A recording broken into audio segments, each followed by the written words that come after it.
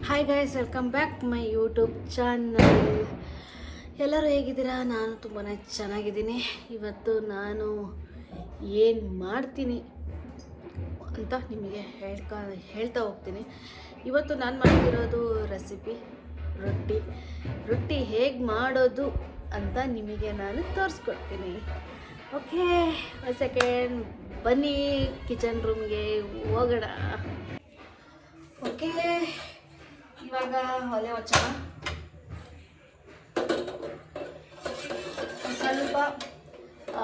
ಸ್ವಲ್ಪ ನಮಗೆ ಎಷ್ಟು ರೊಟ್ಟಿಗೆ ನೀರು ಬೇಕೋ ಅಷ್ಟು ನೀರು ಹಾಕ್ಕೊಂಡು ಅದಕ್ಕೆ ಸ್ವಲ್ಪ ಹಿಟ್ಟು, ಒಣ ಹಿಟ್ಟು ಸ್ವಲ್ಪ ಹಾಕಬೇಕು. ಗಂಟು ಬಾರ್ದಿರೋ ಹಾಗೆ ಚೆನ್ನಾಗಿ ಮಿಕ್ಸ್ ಮಾಡಬೇಕು. ಈ ಥರ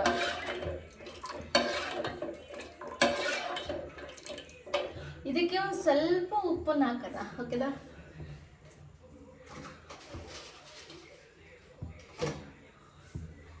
ಓಕೆ,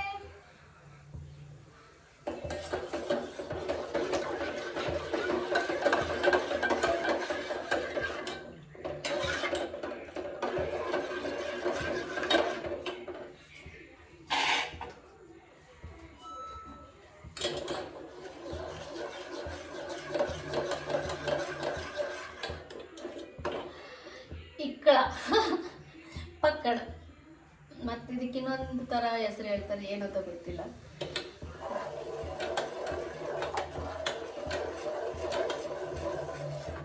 ಮೇನ್ ಬೇಕು ಅಲ್ವಾ ಅಡುಗೆ ಮಾಡ್ತಾ ಕೂತ್ಕೊಂಡ್ವಿ ಅಂದರೆ ಮೇನ್ ಇಂಪಾರ್ಟೆಂಟ್ ಇದೆ. ಇವಾಗ ಬಟ್ಟೆ ಗಿಟ್ಟೆ ಇಟ್ಕೊತ ಮಾಡೋಕ್ಕಾಗಲ್ಲ. ಸೊ ಚೆನ್ನಾಗಿ ಕುದೀತಾ ಇದೆ, ಚೆನ್ನಾಗಿ ಕುದಿಬೇಕು. ಇದು ಯಾವಾಗಲೂ ಅಮ್ಮ ಮಾಡ್ತಾ ಇದ್ರು, ಇವತ್ತೇನಪ್ಪ ಅಡುಗೆ ಮನೆಗೆ ಕುಸುಮ ಬಂದಿದ್ದಾಳೆ ಅಂತ ಅನ್ಕೊತೀರಾ? ಎಂತ ಇಲ್ಲ, ಇವತ್ತು ಅಮ್ಮ ಚಿಕನ್ನು ಮಟನ್ನು ತರಲಿಕ್ಕೆ ದಾವಣಗೆರೆಗೆ ಹೋಗಿದ್ದಾರೆ. ಹಂಗಾಗಿ ಇವತ್ತು ನನಗೆ ರೊಟ್ಟಿ ಮಾಡಲಿಕ್ಕೆ ಬಿದ್ದಿದೆ.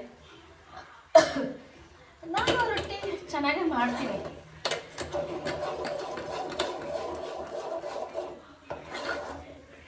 ತುಂಬಾ ಚೆನ್ನಾಗಿ ರೊಟ್ಟಿ ಮಾಡ್ತೀನಿ, ಮುದ್ದೆ ಮಾಡ್ತೀನಿ, ಕೆಲವು ಅಡುಗೆಗಳನ್ನ ತುಂಬ ಚೆನ್ನಾಗಿ ಮಾಡ್ತೀನಿ.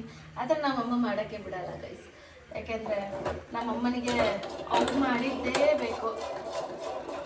ಹಂಗಾಗಿ ನಾವು ಅತಿ ತಲೆ ಕೆಡಿಸ್ಕೊಳಕ್ಕೆ ಹೋಗಲ್ಲ. ಇದು ಆಲ್ರೆಡಿ ಕುದೀತಿದೆ, ಚೆನ್ನಾಗಿ ಕುದಿ ಬಂದಮೇಲೆ ಹಿಟ್ಟನ್ನು ಹಾಕ್ಬಿಟ್ಟು ಮಿಕ್ಸ್ ಮಾಡಿಕೊಂಡು ಸ್ವಲ್ಪ ನಾದೋಣ. ಓಕೆನಾ? ನಾದ್ಕೊಂತ ಮತ್ತೆ ನಿಮಗೆ ನಾನು ಸಿಗ್ತೀನಿ ಗೈಸ್. ಓಕೆ, ಇವಾಗ ಇದು ರೆಡಿ ಇದೆಯಲ್ವಾ, ಇದಕ್ಕೆ ಹಾಕೋಣ.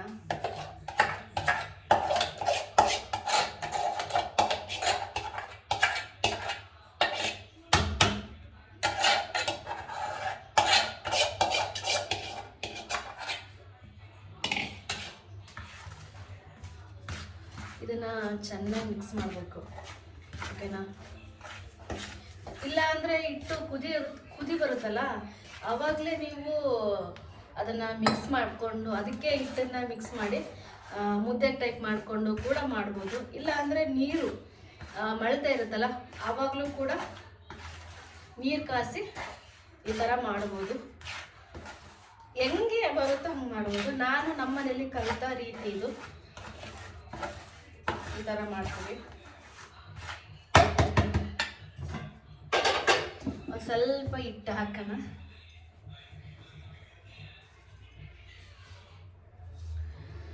ಓಕೆ, ಇವಾಗ ಚೆನ್ನಾಗಿ ನಾದ್ಕೋಬೇಕು.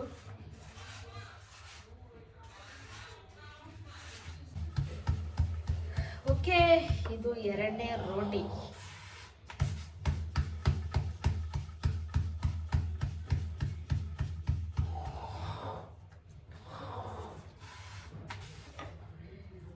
ಕೆಲವರು ಒಂದೊಂದು ಥರ ಮಾಡ್ತಾರೆ ರೊಟ್ಟಿನ.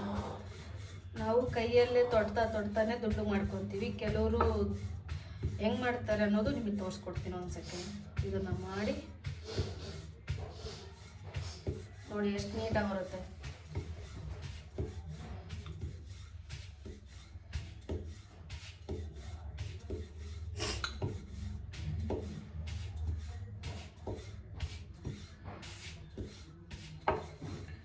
ಓಕೆ, ಈ ಥರ ರೊಟ್ಟಿ ಚೆನ್ನಾಗಿ ಬರುತ್ತೆ. ಉದ್ದುದ್ದಂಗೆ ತುಂಬಾ ಒಟ್ಟು ಹಿಟ್ಟನ್ನ ಜಿಗಿ ಇಟ್ಕೋಬೇಕು ಅಷ್ಟೇ.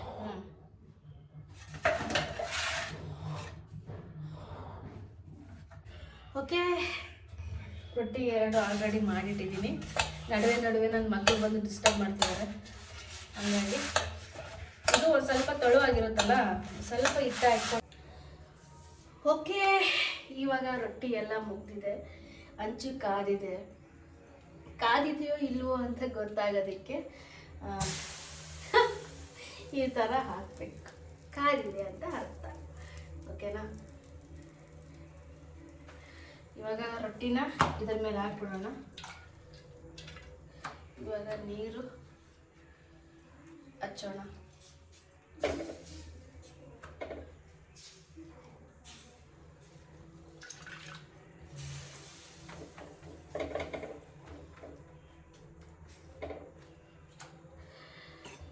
ಓಕೆ, ಈ ಥರ ಬೇಯಿಸ್ಕೊಂಡು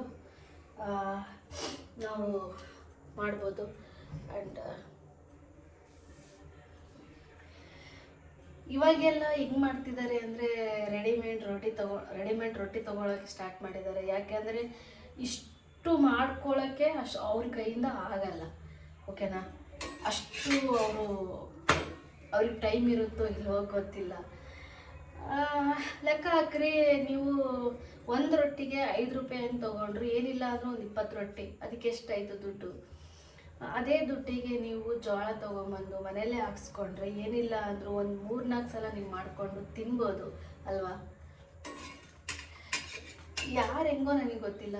ನಮ್ಮ ಮನೇಲಿ ನಾವು ನಮ್ಮ ಕೈಯಾರೆ ಮಾಡಿಕೊಂಡು ತಿಂದರೆ ಮಾತ್ರ ನಮಗೆ ಸಮಾಧಾನ. ಇಲ್ಲ ಅಂದರೆ ನಾವು ಖಂಡಿತ ಇದುವರೆಗಾಗಲಿ ನಾವು ಹೋಟ್ಲಲ್ಲಿ ಅಲ್ಲಿ ಇಲ್ಲಿ ಏನೂ ತರಲ್ಲ. ಮನೆಯಲ್ಲೇ ಮಾಡ್ಕೊಂಡು ತಿನ್ನೋದು ಜಾಸ್ತಿ.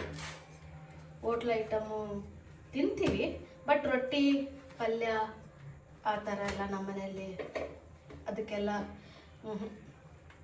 ಇಲ್ಲ. ಬಿಸಿದೇ ಆಗಲಿ ನೀಟಾಗಿ ಮಾಡಿಕೊಂಡು ಮನೆಯಲ್ಲೇ ತಿಂತೀವಿ ನಾವು. ನೋಡಿ ಎಷ್ಟು ಚಂದ ಬರ್ತವೆ ರೊಟ್ಟಿ.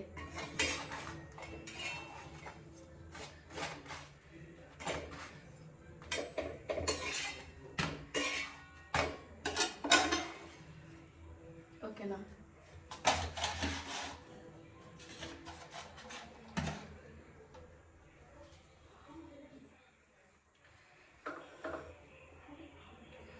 ನೆಕ್ಸ್ಟ್ ಇನ್ನೊಂದು ರೊಟ್ಟಿ.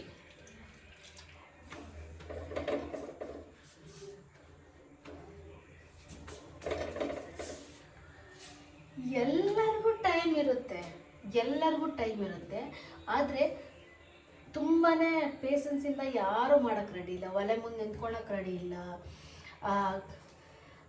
ಜೋಳದ ಹಿಟ್ಟು ತೊಗೊಂಡು ಬೀಸ್ಕೊಂಬಂದು ಅದನ್ನು ಸಣ್ಣೆ ಹಿಡಿದು ಅದನ್ನು ಮತ್ತೆ ಗಂಜಿ ಮಾಡಿಕೊಂಡು ನೀರು ಕಾಸ್ಕೊಂಡು ಹಿಟ್ಟಿಗೆ ಹಾಕ್ಕೊಂಡು ನಾದ್ಕೊಂಡು ಉತ್ತಿ ಬೇಯಿಸೋಷ್ಟು ಪೇಷನ್ಸ್ ಯಾರಿಗೂ ಇರಲ್ಲ. ಇದೆ ಎಲ್ಲರ ಲೈಫಲ್ಲೂ ಇರೋದು. ಬಟ್ ಅವ್ರವ್ರ ಇದು ಟೈಮ್ ಸಿಗ್ತಾ ಇಲ್ವೋ ಏನೋ ಗೊತ್ತಿಲ್ಲ. ಬಟ್ ನಮಗಂತೂ ಸಿಕ್ಕಾಪಟ್ಟೆ ಟೈಮ್ ಇದ್ದರೂ ಟೈಮ್ ಇಲ್ಲದೆ ಇದ್ದರೂ ಮಾಡಿಕೊಂಡು ಊಟ ಮಾಡಲೇಬೇಕು. ನೋಡಿ ಈ ಥರ ಉಬ್ಬುತ್ತೆ. ನೀವು ಮನೆಯಲ್ಲೇ ಮಾಡ್ಕೊಂಡು ತಿನ್ನಿ, ತುಂಬಾ ಚೆನ್ನಾಗಿರುತ್ತೆ. ಸುಮ್ಮನೆ ಹೋಟ್ಲಿಗೆ ಹಾಕಿ ಮಾಡೋದು ಸರಿ ಇರಲ್ಲ ಅನಿಸುತ್ತೆ. ನೋಡಿ ಈ ಥರ ಉಬ್ಬುತ್ತೆ, ಎಷ್ಟು ಚೆನ್ನಾಗಿ ಬರುತ್ತೆ ನೋಡಿ.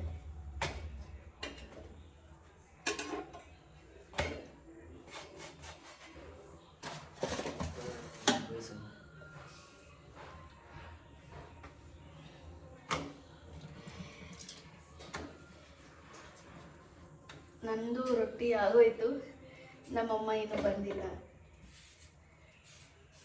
ಮಟನ್ ಸಾಂಬಾರು ಚಿಕನ್ ಸಾಂಬಾರು ಮಾಮೂಲಿ ಎಲ್ಲರ ಮನೆಗೂ ಹೆಂಗೆ ನೀವು ಹಾಕ್ತಿರೋ ಅದೇ ಥರನೇ ನಾವು ಹಾಕಿ ಮಾಡೋದು. ಆಲ್ರೆಡಿ ನಿಮ್ಗೆ ಒಂದ್ಸಲ ತೋರಿಸಿದ್ದೀನಿ, ಚಿಕನ್ ಸಾರು ಮಟನ್ ಸಾರು ಇರಬೇಕು ಅನಿಸುತ್ತೆ, ತೋರಿಸಿದ್ದೀನಿ. ಆದರೆ ಖಂಡಿತ ತೋರಿಸ್ಲಿಕ್ಕೆ ಇಷ್ಟಪಡ್ತೀನಿ ಹೇಗೆ ಮಾಡ್ತಾರೆ ಅಂತ.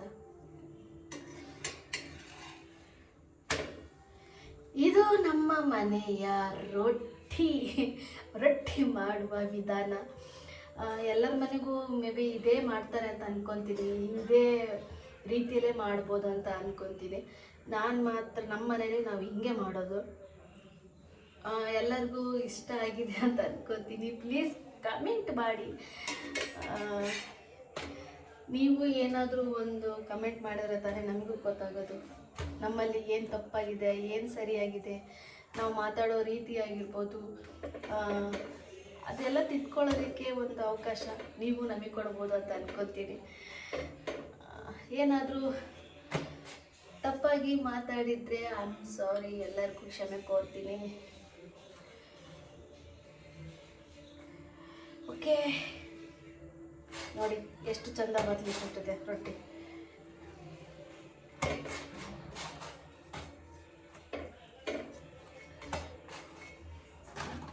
ನಮಗೆ ಮೊದಲೇ ಮದುವೆಗಿಂತ ಮುಂಚೆ ಏನೇನು ಬರ್ತಾ ಇರಲಿಲ್ಲ. ನಾವು ಓದೋ ಟೈಮಲ್ಲಿ ಹೋಗ್ತಾಯಿದ್ವಿ, ಓದ್ಕೊತಾ ಇದ್ವಿ, ಬರ್ತಾಯಿದ್ವಿ.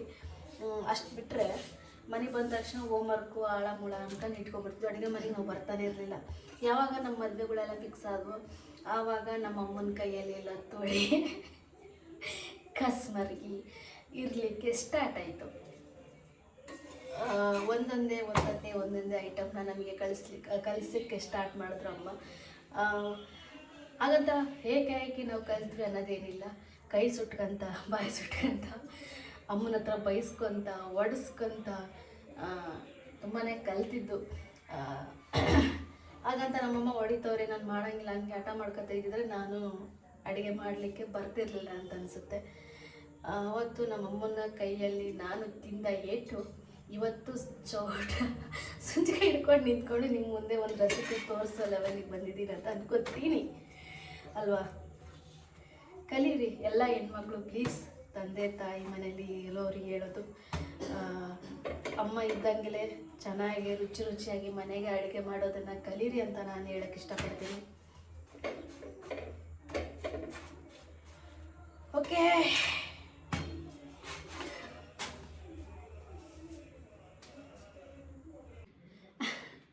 ಓಕೆ ನೋಡಿ ಗೈಸ್, ಮನೆಯಲ್ಲೇ ನಾನು ರೊಟ್ಟಿ ಹಾಕಿದೆ. ಪ್ಲೀಸ್ ಎಲ್ಲರೂ ನಿಮ್ಮ ಮನೆಯಲ್ಲೇ ರೊಟ್ಟಿ ಮಾಡ್ಕೊಳ್ಳಿ. ನಿಮ್ಮ ಮಕ್ಕಳಿಗೆ, ನಿಮ್ಮ ಫ್ಯಾಮಿಲಿಗೆ ಪ್ರೀತಿಯಿಂದ ಬಡಿಸಿ, ಓಕೆನಾ. ಅದನ್ನು ಹೇಳೋಷ್ಟು ದೊಡ್ಡವಳು ನಾನಲ್ಲ, ಬಟ್ ರೆಡಿ ರೊಟ್ಟಿ ತರೋದ್ರಿಂದನೂ ಅಷ್ಟು ಸರಿ ಇರಲ್ಲ ಅನಿಸುತ್ತೆ. ಬಿಸಿ ರೊಟ್ಟಿ ತಿನ್ನೋದಕ್ಕೂ ಅಲ್ಲಿಂದ ಮಾಡ್ಕೊಂಬರೋದಕ್ಕೂ ತಂದು ತಿನ್ನೋದಕ್ಕೂ ತುಂಬಾ ವ್ಯತ್ಯಾಸ ಇದೆ. ಅವರು ಮಾಡ್ತಾರಲ್ಲ, ಅವರು ಬಿಸಿ ರೊಟ್ಟಿನೇ ಅಂದರೆ ಬಿಸಿ ರೊಟ್ಟಿನೇ ಮಾಡಿಕೊಡ್ತಾರಲ್ಲ ಅಂತ ಹೇಳ್ಬೋದು. ನಿಜನೇ, ಅವರು ಒಂದು ಬಿಸ್ನೆಸ್ ಮಾಡಬೇಕು, ಅವರು ಏನೋ ನಡೆಸಬೇಕು. ನಿಜ, ನಮ್ಮದು ಏನಾದರೂ ಒಂದು ಅರ್ಜೆಂಟು ಸಮಸ್ಯೆಗಳಿದ್ದಾಗ, ಏನೋ ಮನೇಲಿ ಕೆಲಸಗಳಿದ್ದಾಗ, ಏನೋ ನಮಗೆ ಕೆಲಸದಿಂದ ಬಂದು ಮನೆಯಲ್ಲಿ ಮಾಡ್ಕೊಂಡು ತಿನ್ನೋಕ್ಕಾಗದಿದ್ದಾಗ ಅಂಥ ಟೈಮಲ್ಲಿ ನೀವು ರೊಟ್ಟಿ ತರಿಸ್ಕೊಂಡು ತಿನ್ನಿ. ಬಟ್ ಮನೇಲೇ ಮಾಡ್ಕೊಂಡು ತಿನ್ನೋದ್ರಿಂದ ಒಳ್ಳೆಯದು ಅಂತ ನಾನು ನಿಮಗೆ ಹೇಳೋಕ್ಕೆ ಇಷ್ಟಪಡ್ತೀನಿ. ಓಕೆ, ನಾನು ಇವತ್ತಿನ ಲಾಗು ಇಲ್ಲಿಗೆ ಎಂಡ್ ಮಾಡ್ತಿದ್ದೀನಿ. ಪ್ಲೀಸ್ ಎಲ್ಲರಿಗೂ ಇಷ್ಟ ಆಗಿದ್ದರೆ ಕಮೆಂಟ್ ಮಾಡಿ, ಲೈಕ್ ಮಾಡಿ, ಶೇರ್ ಮಾಡಿ, ಹಾಗೆ ಸಬ್ಸ್ಕ್ರೈಬ್ ಮಾಡ್ಕೊಳ್ಳಿ ಅಂತ ಹೇಳ್ತಾ ನಾನು ಇದ್ದಂಗೆ ನಿಮ್ಮ ಮುಂದೆ ಬರ್ತೀನಿ. ನಾನು ನಿಮ್ಮನೆ ಮಗಳು ಕುಸ್ಮಾ. ಬಾಯ್.